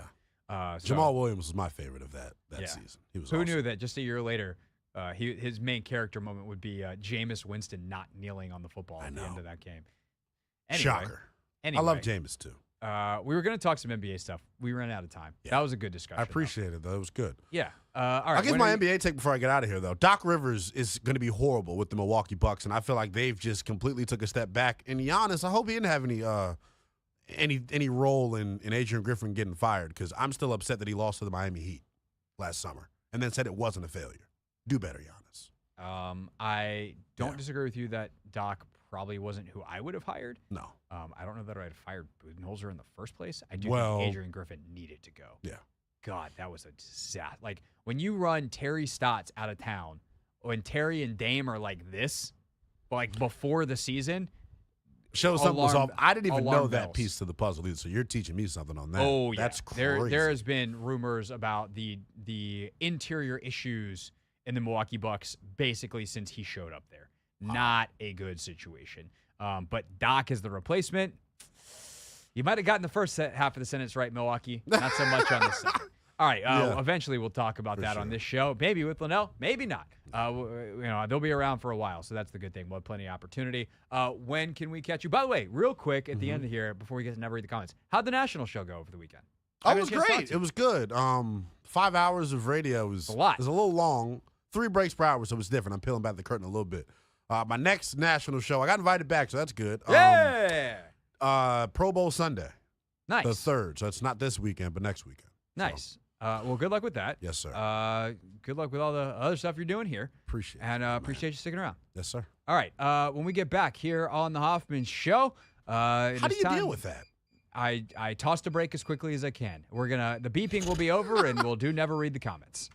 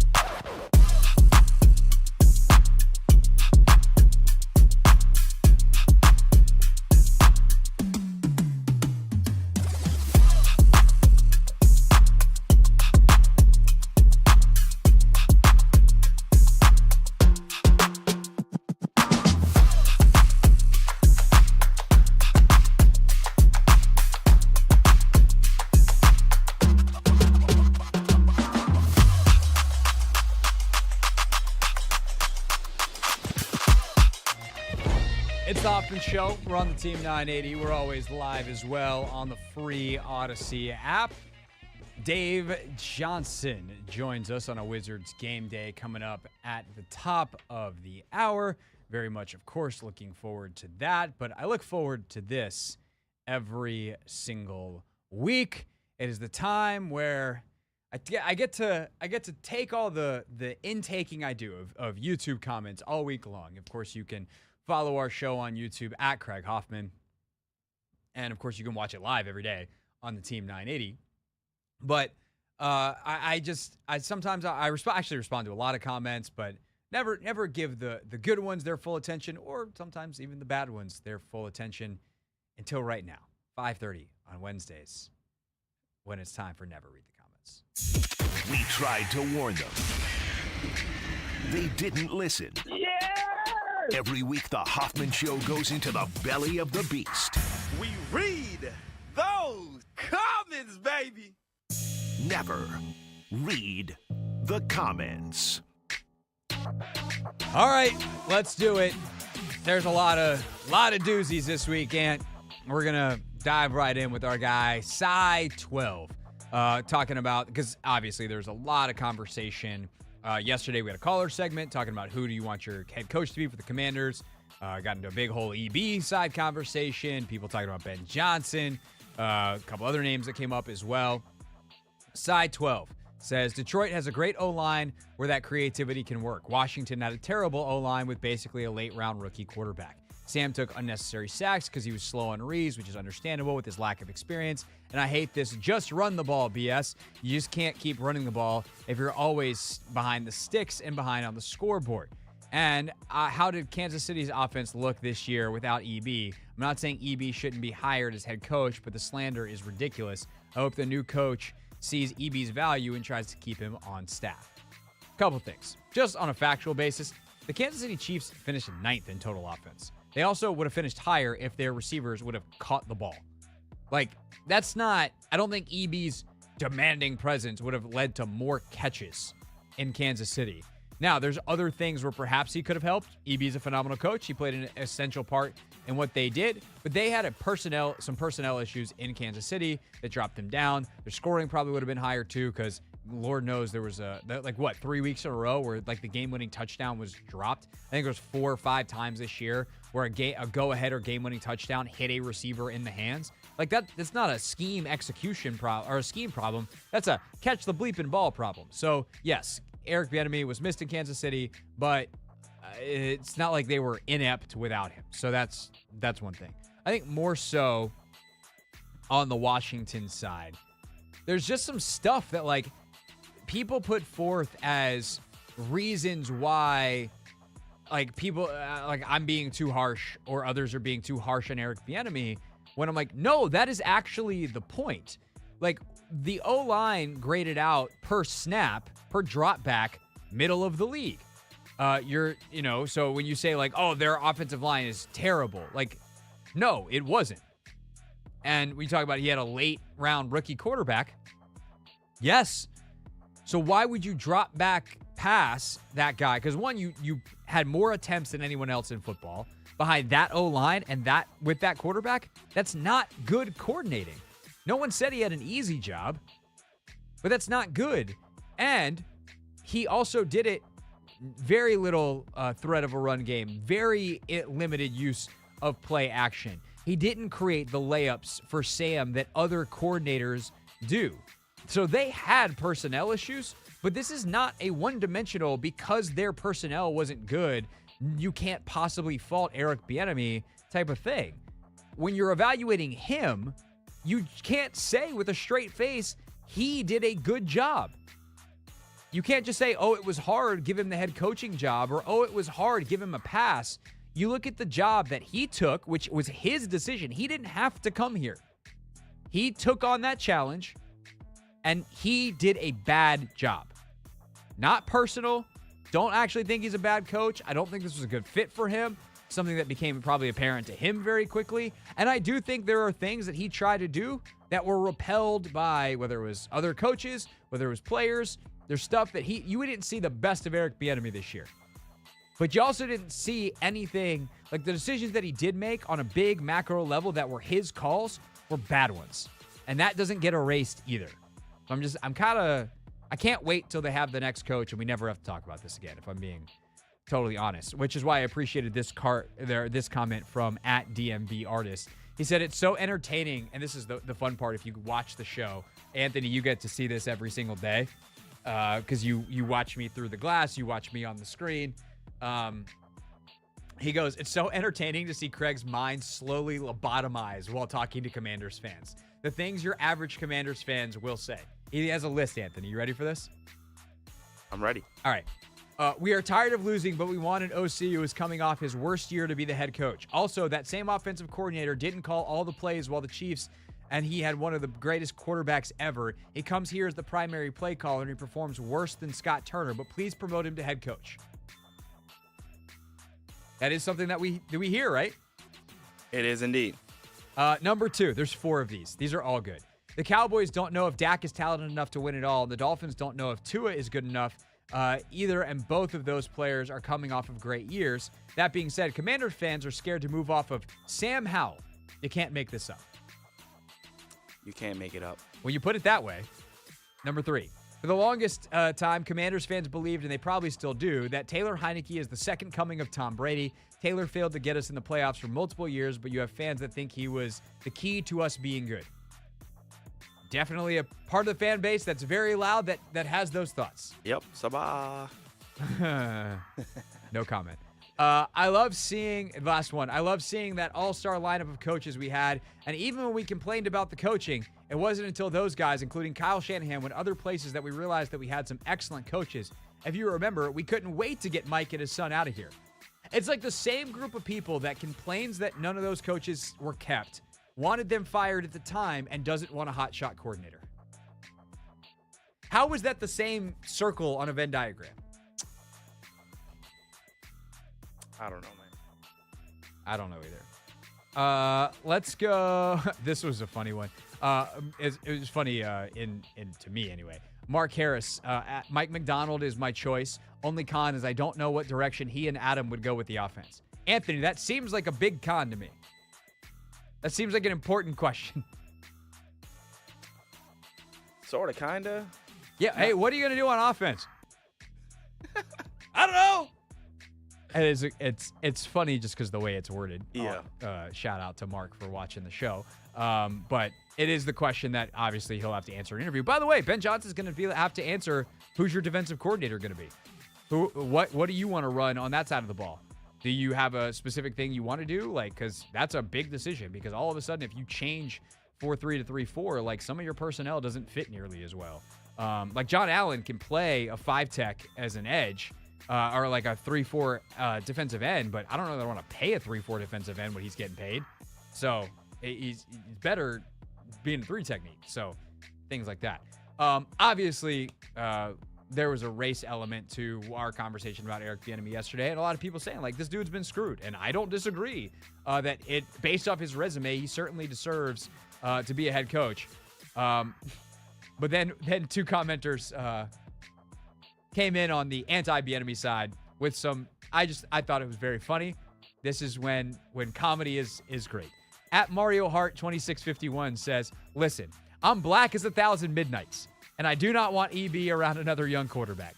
He refused to run the ball. I promise you, the offensive players don't want him back. How many times did we have receivers running into each other? A lot of things are about race, but this ain't it. We have a very talented roster. It wasn't used to its maximum potential. It just wasn't. Ben Johnson can take our players and make them a top 10 offense." I don't know that I would say this is a super talented offense, but it's more talented than it showed this year. And I'm black as 1,000 midnights is a banger, hilarious line. Yeah, that's a bar right there. That's funny. What do you think about this one? A guy DMV artist again says, well, in response to Mario, says, well, I'm blacker than Michael Blackson in a tub full of coffee. What's wrong with people? I don't know, man. I think I enjoyed the comedy. And he goes, I'm sorry, I couldn't resist. Anyway, I strongly believe that one of the reasons Sam Howell regressed was due to how hard He was coached by EB. Instead of getting better, he looked like he was lost after a promising start. Whatever he did or didn't do, I don't want him doing that to our new rookie quarterback. I don't know about the in-house coaching. And I do think sometimes guys like tell themselves they really want to be coached hard, and it's not the best way for them to receive feedback. And it's not about being soft. It's not about this or that. It's just like, what's your learning style? If a coach is a teacher and is like super hard on people, but he's got a bunch of people that respond to like auditory learning, if they learn by hearing things, like that might really work. But if it's like, hey man, I told you 1,000 times, and it's like, well, I'm a visual learner. If you drew it once, you wouldn't have to tell me twice. Like, those are the kinds of things that you need to understand and have options as a coach. And so when EB would be like, I do things my way, it's like, that's great if the people that you're working with also are compatible. And it's not something as a human being that you have control over. Your learning style is your learning style. So that is something I wonder about. But I do think, obviously, the way they used and deployed Sam, as I've talked about ad nauseum, I'm not going to go back over it again, was a huge reason why he regressed and was unable to grow this year. Brittany says, Brittany D9447 here on Never Read the Comments. Again, your YouTube comments at Craig Hoffman get you on the show. We can name a lot of hotshot young coordinators that are successful. Remember when, Anthony, we had a caller yesterday try to tell us that no hotshot young coordinators are ever successful? Yeah. As if every head coach in the league wasn't a former coordinator. Like, there was a time Bill Belichick was a hotshot young defensive coordinator. Led the New York Giants, helped Bill Parcells lead the New York Giants to Super Bowl titles. Then he became a head coach. So I just, also people, I hate retreads. Belichick's second time as a head coach was the Patriots. Just saying. Anyway, now I'm going to get comments be like, Belichick didn't win without Brady. He's got 6 Super Bowl rings as a head coach. Shut up. We can name a lot of hotshot young coordinators that are successful. Kyle, McVay, LaFleur. Come on, people. And being young means they have a higher ceiling. They've seen what these retreads have done, and they have been fired multiple times. That is also a good point that, hey, if you're a retread, that means you've had the job before and it didn't go well. The question I would have on the retreads is, what did you learn from the first time? I think Raheem Morris learned a lot. I think Dan Quinn learned a lot. I'd be very, very curious to see them. I think Vrabel's an excellent coach. He's also fresh off this. What has he learned? I don't know. Does he feel like he needs to learn anything? Or was the fact that his record went down the last 2 years just, I'm a victim of circumstance, which might be true. The front office made a bunch of wacky decisions there if their goal was to win. So it is, the retread game is interesting. The coordinator job is interesting, but either you've never done the job before or you don't have the job anymore. There is no other options. Like, you can't trade for a head coach. Because if you have a good head coach, you're not, like, you can't call up the Rams and be like, what's it cost to get Sean McVay? They'd be like, $17 billion. Josh is like, I already spent 6.1. We'll just go hire someone else. Thanks. We're all good on that. Getting into some of the other candidates and comments on them. Mr. Swervon, frequent commenter, says, I look at the Ravens defense and say it has a culture. Go back and look at Martindale. He had the second-ranked defense twice and third once. Go back before that, and they were always top 10. Not saying McDonald isn't good, but that culture of players and defense is always there. That is 100% true. Going back, obviously, Marvin Lewis back in the day as defensive coordinator and that incredible 2000 defense that basically won them the Super Bowl all the way through. They had Hall of Fame players for damn near 2 decades, anchoring it in Ray Lewis and Ed Reed, and they continued that past that, which is incredible. Guys like Terrell Suggs, and they continued to just have a culture about them that John Harbaugh inherited when he became the head coach and has continued on that side of the ball. There's just a toughness to that organization. Ozzie Newsome building it, now Ernie DaCosta. Like, they're exceptional at what they do. Now, the question I would have for Mike Macdonald is, how do you bring that here? And if you can start establishing that, and that's the next 30 years of Washington football, incredible. We'll take the last 30 years of what Baltimore has done. Multiple Super Bowl appearances, always a contender. Like, that'd be awesome. But it doesn't, like, just because it's not unique and he might have inherited it doesn't mean that he's not also of it and can't bring it somewhere else. Viral hip-hop news. Anthony, always love when we get viral hip-hop news or other channels that provide news on other topics asking us questions on our channel. I think that's cool. Yeah. Viral hip-hop news says, if the Lions lose in the conference championship and the Ravens move on to the Super Bowl, how does that affect McDonald's chances of becoming our head coach with Johnson floating around freely, in your opinion? My opinion is it doesn't matter one freaking bit. It would be awesome if the coach that you wanted was available now, because next week is the Senior Bowl. And frankly, if Detroit loses this weekend, I would try to, do they play the early game or the late game, Anthony? They play the late game. Damn. If they play the early game, I want Johnson introduced at halftime of the late game or whatever it is. So, if it's McDonald and they lose in the early game, let's get him in here. That would be amazing to be able to send your staff to the Senior Bowl, or send your coach and spend some time with your scouts, and you're down there, you maybe get to do some hiring, all kinds of stuff gets set up. That'd be great. But these 2 weeks can be made up. You can watch all the Senior Bowl stuff is available on film. You can watch the tape back and do the scouting later. You'll get your hires. There's the most important thing is getting the right person. So, right person now, A+. Right person later, slight disadvantage. Wrong person now, huge disadvantage. Don't do that. Lyle Paradise commented on one of our videos from earlier this week, one of my segments where I was talking about how you shouldn't judge the head coaching candidates just off of what they're doing in these playoff games. That there is a deeper process that you will uncover in the interview process, that double process there, that you will undercover as you interview these guys, that will lead you to understand who they are and how they will be as head coaches. And Lyle Paradise 2764 says, this is why I'm glad we have Adam Peters as the GM. He's worked for organizations that have seen nothing but success while he was there. So he should have a pretty good understanding on what it takes to build a winning culture by getting the right people in the right jobs. Will hiring a rookie head coach bring immediate results? Only time will tell. But so far, I feel that he and the rest of the organization have gotten their act together, and that's something to feel good about for a change. I totally agree with that. Even the buttoned-up nature of this coaching search. There's not a lot of leaks. We're hearing that Ben Johnson's the guy from various people.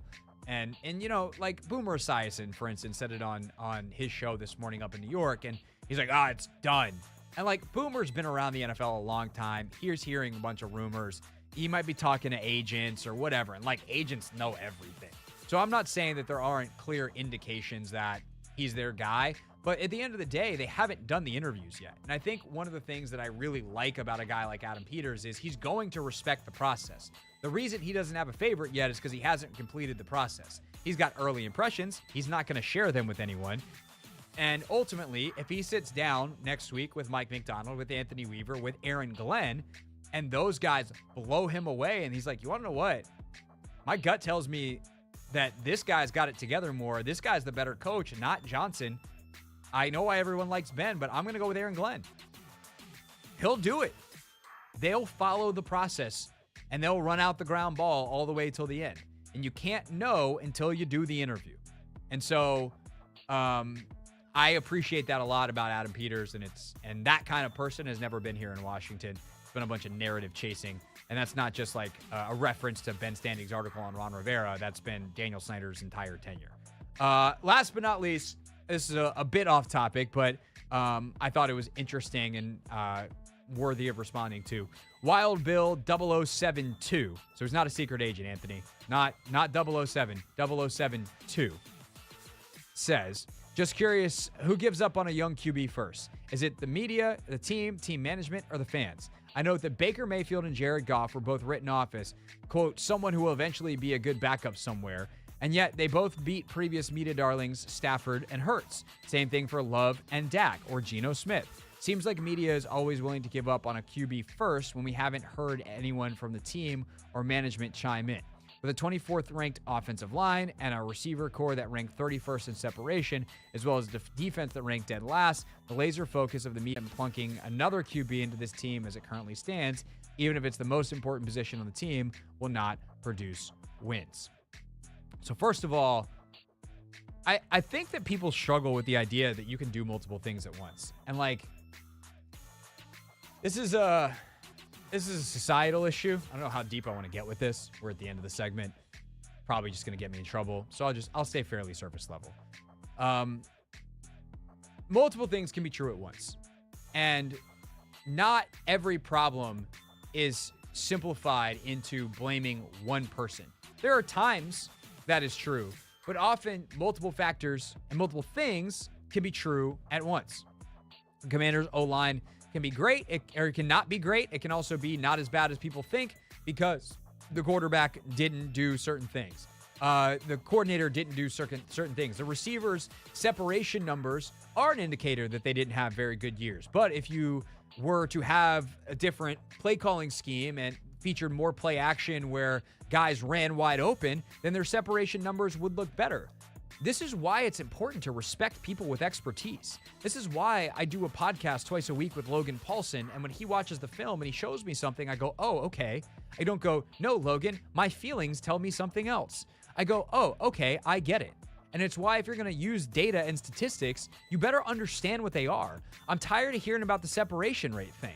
I don't know how that number is compiled, but I watch the film and I see times where if you measured it now, the separation isn't very good. If you measure it now, the separation is good enough that the ball should be there, and it's not because the quarterback doesn't throw with anticipation, for instance, in a specific example. And again, a second later, it's the route's closed down again. But the guy came open in timing, and the ball wasn't there. And if depending on which frame, 1, 2, 3, you take that measurement in terms of yards of separation, you're gonna have a different number.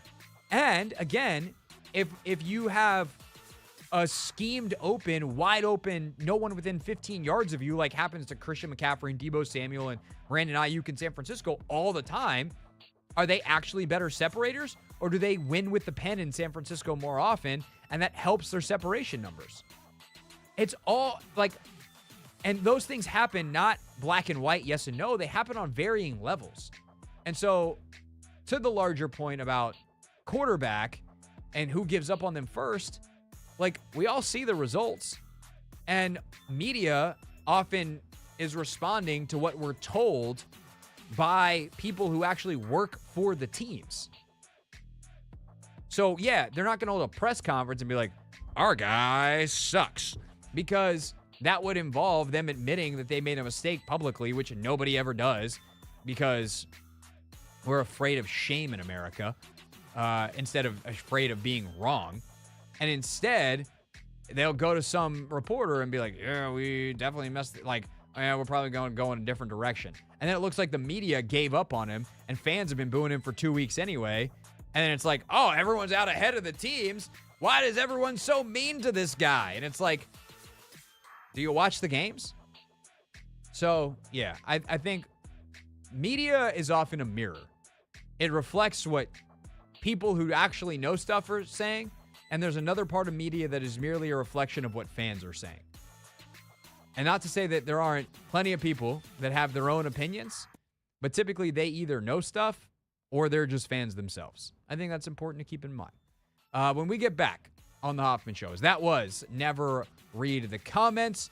You can leave your comment. We'll respond to it on YouTube at Craig Hoffman or here on the show at the Team 980. We stream live every single day, and highlights go up nightly at those YouTube spots, so make sure you're subscribed to both.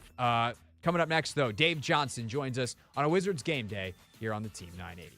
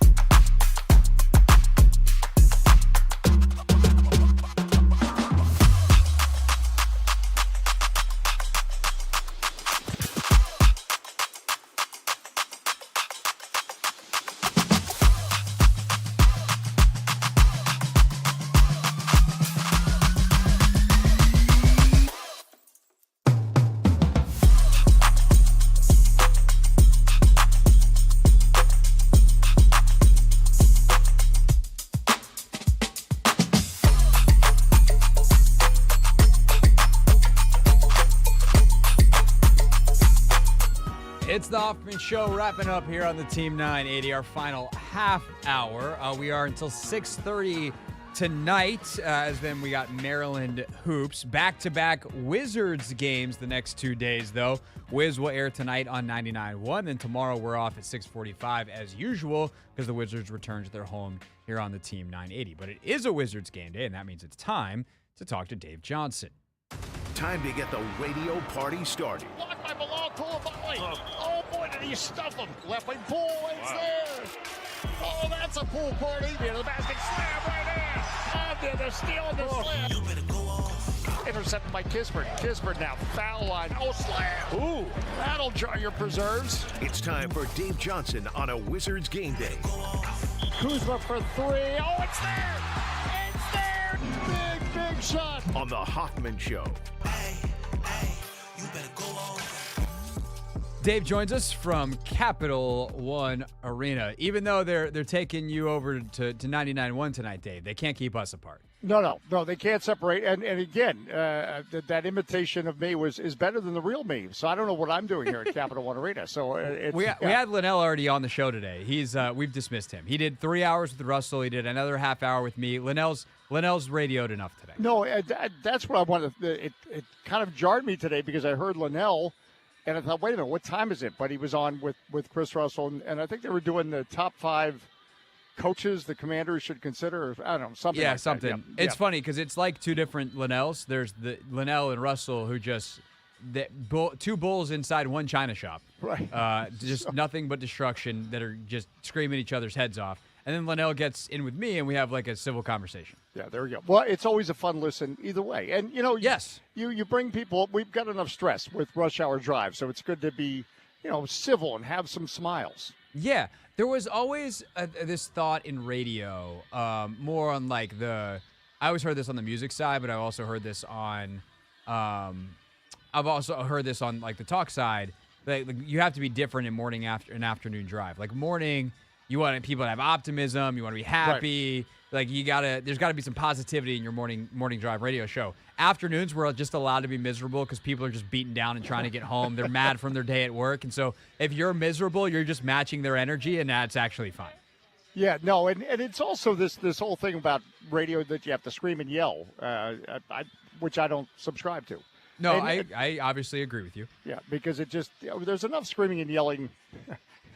Just when I pass people that listen to me, sometimes there's a lot of screaming and yelling. So there's enough in the world anyway.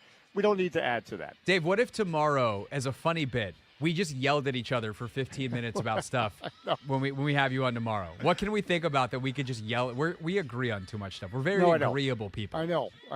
We'll have to take sides or something, and we'll have to script this because we're too agreeable. It's war, Johnson. It's war. Game on. Here's what I want to yell about. Did you get to pick up one of those hats that Denny Avia designed? No, I didn't, but they look sharp. They look really sharp. I actually passed them as I was walking down to interview head coach Wes Unseld Jr. I thought, wow, it's a sweet giveaway. And, it's great when these players, they take this stuff seriously, obviously, because his name is basically on it. So it's a cool looking hat. It's part of the giveaway tonight here at Capital One Arena. Yes, I would like to get one. I'm not going to be able to make my way over there. All right, so I'll definitely snare one for you. Yes! Yeah. That's Anthony. Take notes, kid. That's how you do it right there. That's how you do that. All right, the Timberwolves are in town tonight. And last time they took the court, they had something rather remarkable happen. They had Karl Anthony Towns score 44 points in the first half, 62 overall, and they lost. Their coach was not very happy about that, said it was embarrassing and it's what they deserved. Obviously, you've also got Anthony Edwards to deal with, who is one of the, if not the brightest young star in the sport. Tough matchup again for the old Wizards tonight, Dave. What did Wes have to tell you when you guys chatted just a little bit ago? Well, he didn't mention this, but it's like thanks to the schedule makers. We had Denver in here on Sunday with a guy named Jokic, who had a season-high 41. But yet, Daniel Gafford. But he didn't have a triple-double. Did you know the Wizards are the only team he hasn't had a triple-double against? No, I didn't know that. Yeah, I saw that earlier. I think that's true. I saw it on the internet, so you never know. But it must be true. I believe that is true because he was only 2 assists shy, and we're the last ones. it was probably artificial intelligence that made up that stat. But the Minnesota Timberwolves, they are a great story. And again, as where we are right now as a team, it shows that you can, if you get key players, Karl Anthony Towns, you can build and go forward and become now an elite team in the Western Conference. And that's why Chris Finch obviously was so unhappy about the loss to the Hornets, because if you want to be an elite team, if you want to be like the Denver Nuggets, you have to act like it. And that was, plain and simple selfish. It was there was no mask on it.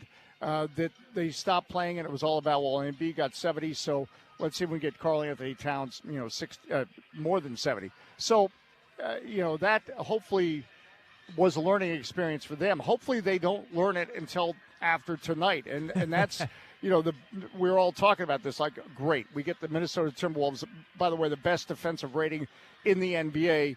The game after, their coach calls them out, and they got embarrassed in the end in a loss to Charlotte. So it will be interesting to see how they respond tonight. My hunch is they won't be in a good mood, and they will be looking to get back to the Timberwolves team that has won 30 games so far, and that's just going to add to the Wizards' challenge. But, Karl Anthony Towns is going to be a challenge.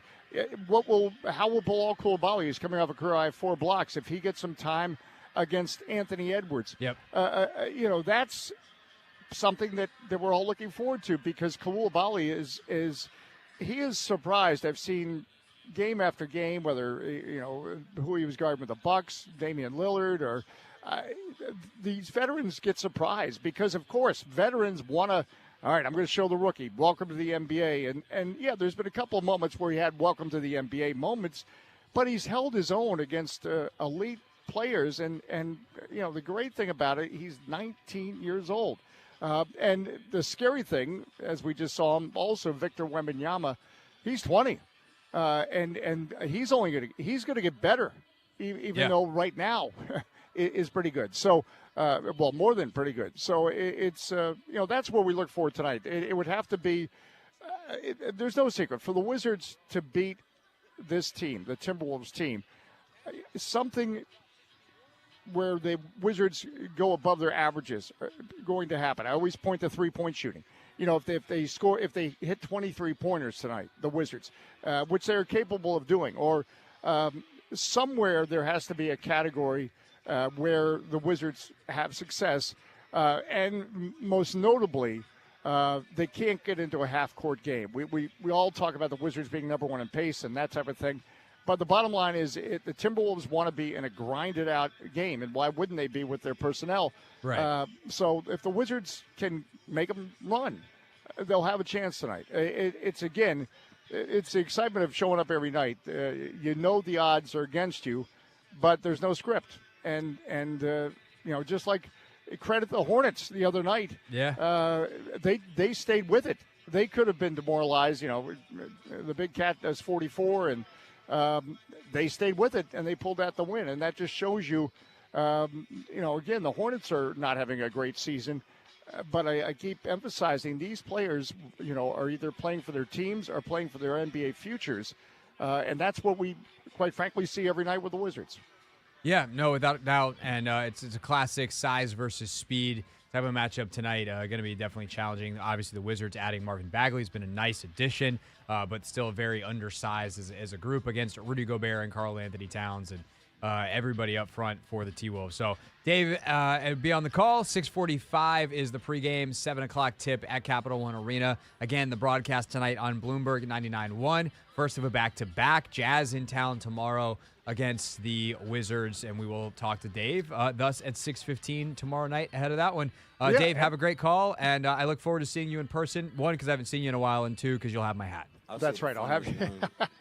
I think you're going to reverse that. 1, because I'll have your hat, and 2, you're looking forward to seeing me. So, and I'll try to practice yelling, but I don't think it's going to work for you and I. Yeah, we'll probably just have a nice good conversation. I actually want to talk about Bagley tomorrow, so we'll put a feather in that. And that's a good subject. And I've got some funny stories to tell you tomorrow. So see, as we know in the broadcast business, that's a tease. Now I got to make sure I remember to tell these funny stories tomorrow. Which you want to know how we do that on this show, Dave? What's that? Hey, Anthony, can you remind us tomorrow to do the thing that he just said? Yes, sir. All right, thanks. That's how we handle it around here. Anthony Gotcha. is the memory of the show. Gotcha. Thank you, Dave. All Have right, a great enjoy call. the night. Great. All right, that is Dave Johnson. We got to take a quick break, and we got to come back. We got to wrap up the show. We got to hit real things, and we got to get the hell up on out of here because Maryland basketball is coming to you at the bottom of the hour.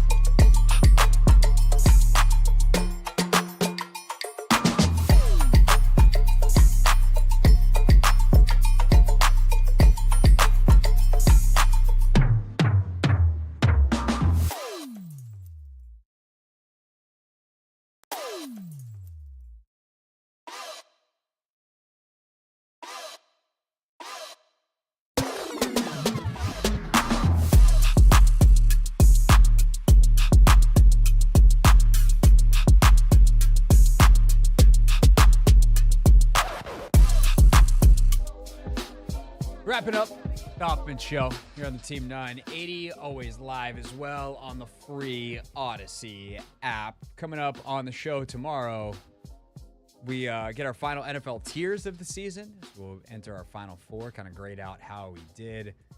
We got anything else on the docket tomorrow, Anthony? Or are we staring at another open? Maybe this is why other shows did open line Thursdays.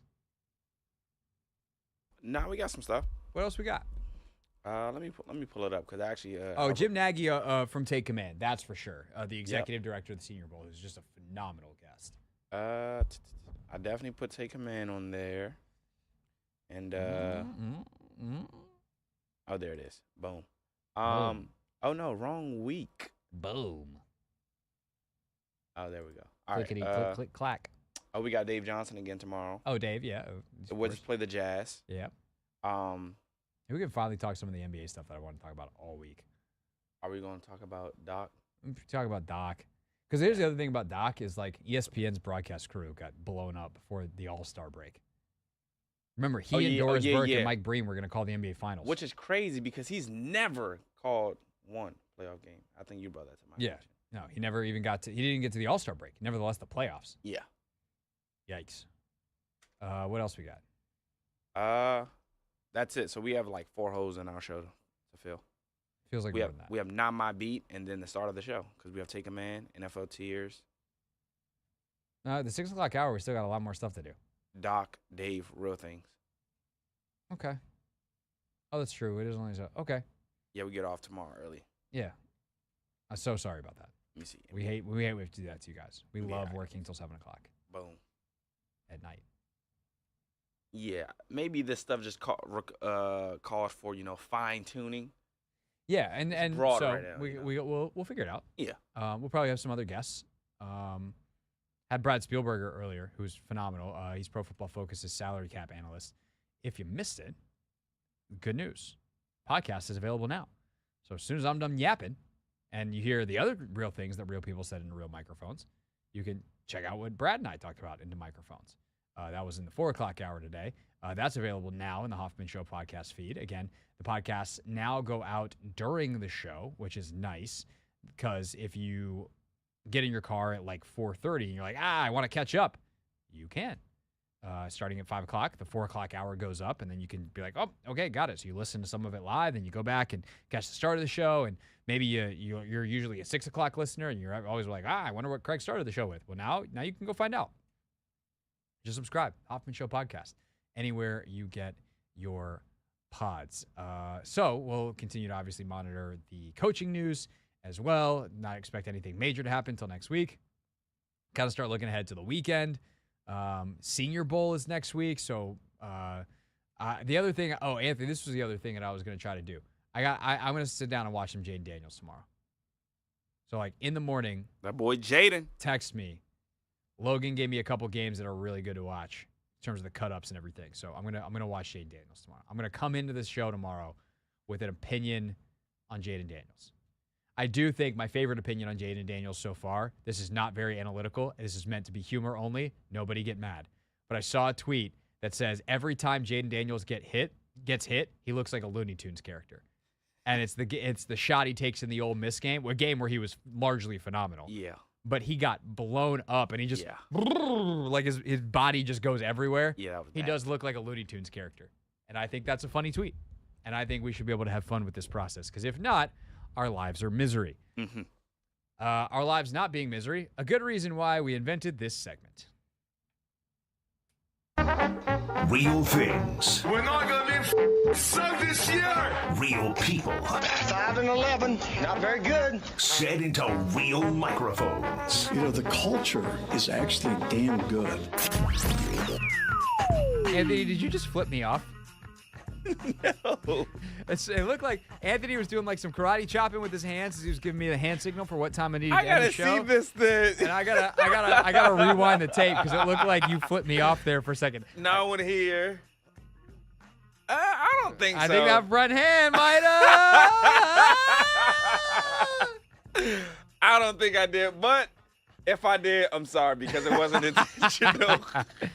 Speaking of looking like a cartoon character while running around on a football field, Isaiah Pacheco, the Chiefs running back, was asked his response to all the jokes about his very angry running style. I'll say the funniest one that I thought was they said I run like I bite people. Like, I ain't no zombie. Like, that was crazy. Like, so that was one of the funniest ones. You said I run like I bite the ground, bite the grass. That's crazy. So it's a great opinion, I guess, to have on the way I run. For me, it's just being determined and understanding that I have a goal to achieve and we want to get the job done. What is your analogy for Isaiah Pacheco's running style? I don't think mine is FCC friendly. He runs crazy though. I think I have an idea of what yours is. That's funny. I'm gonna do a much more PG spinoff, I think, of this, like a literally non-adulterated version of it. You know, like when you're a kid and your mom tells you it's dinner time and you run back to the house. Yes. That's what Isaiah, because when he said determined. Yeah. Like, I thought of the determination of a small child to get home and eat his mac and cheese. Yeah. So it's like someone told Andy Reid the nuggies are ready. Man. Gotta go. That dude, he's very unique. Yeah, his running style is amazing. I definitely like that. He's mad at the ground. It's like he's throwing a hissy fit while he's running the football. Because it's just so powerful, though. Like, why are you like, like every step is just like, God dang, dude. Yeah, it's can't be good on the knees.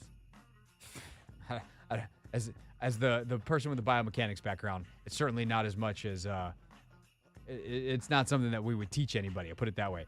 We've been sitting on this one for a couple days. Russell Westbrook, big game over the weekend, and he was interviewed sidelines after the game by a reporter that he recognized and had just gotten a new job. First of all, no, congratulations to you, bro. First night tonight. Give a round of applause to my boy, man. Been doing it for a long time. Congratulations, brother. Appreciate you, brother. Appreciate you. That's awesome. I will say this. Russell Westbrook can be an ornery pain in the behind. He can also be the best dude in the NBA. There's certain parts of his job that he doesn't like. I get it. He is who he is.